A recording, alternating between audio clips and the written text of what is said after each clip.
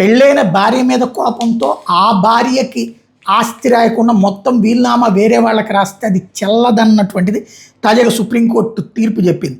చట్టబద్ధమైన వారసురాలైన భార్యను కాదని, ఎలాంటి సంబంధం లేని మూడో వ్యక్తులకు ఆస్తిని రాసిస్తూ చేసే వీలునామాలను అసహజమైనవిగా సుప్రీంకోర్టు అభ్యర్థించింది. అనుమానాస్పద పరిస్థితుల మధ్య రాసిన వీలునామాలను కేవలం రిజిస్ట్రేషన్ జరిగిందనో, సాక్షుల సంతకాలు ఉన్నాయనో ఆమోదించలేమని తేల్చి చెప్పింది. వీలునామా అసలైనదేనని నిరూపించి కోర్టు అనుమానాలు నివృత్తి చేయాల్సిన బాధ్యత పూర్తిగా ఆస్తి లబ్ధిదారులపైనే ఉంటుందని justice Manoj Mishra, justice K Viswanathan ధర్మాసనం కీలక తీర్పు ఇచ్చింది. సర్దార్ లాల్ వర్సెస్ బిషన్ దాస్ కేసులో అసలు ఆస్తి యజమాని చజ్జూరామ్ మరణానంతరం ఆస్తికి తానే ఏకైక వారసురాలని పేర్కొంటూ ఆయన భార్య బాంబో దేవి సివిల్ దావా వేశారు. అయితే రజ్జూరామ్కు తాము సేవలు చేసినందుకు ప్రతిఫలంగా 1974లో ఆస్తి రాసిస్తూ రిజిస్టర్డ్ వీలునామా చేశారని ప్రతివాదులైన బిషన్ దాస్ తదితరులు కోర్టులో వాదించారు. దీని మీద పిటిషనర్ తరపు న్యాయవాది అభ్యంతరం వ్యక్తం చేశారు.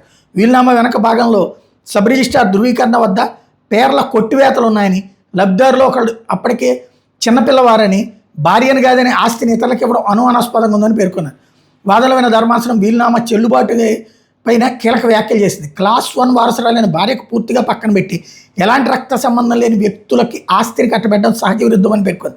ఇది వీలునామా విశ్వసనీయత మీద తీవ్రమైన అనుమానాలు రేకెత్తిస్తోందని తెలిపింది. చదువుకోని వ్యక్తి రాసిన వీలునామా కావడంతో పాటు రిజిస్ట్రేషన్ ప్రక్రియలో కొట్టివేతలు స్పష్టంగా కనిపిస్తున్నాయని ధర్మాసనం పేర్కొంది.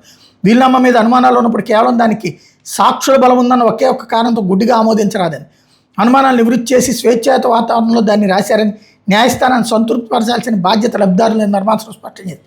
గతంలో ఈ కేసును విచారించిన ట్రయల్ కోర్టు మొదట అప్లేట్ కోర్టులు దాన్ని కొట్టివేయగా సాక్షుల వాంగ్మూలం ఉన్నందున వీలునామాను సమర్థిస్తూ హిమాచల్ ప్రదేశ్ హైకోర్టు తీర్పిచ్చింది.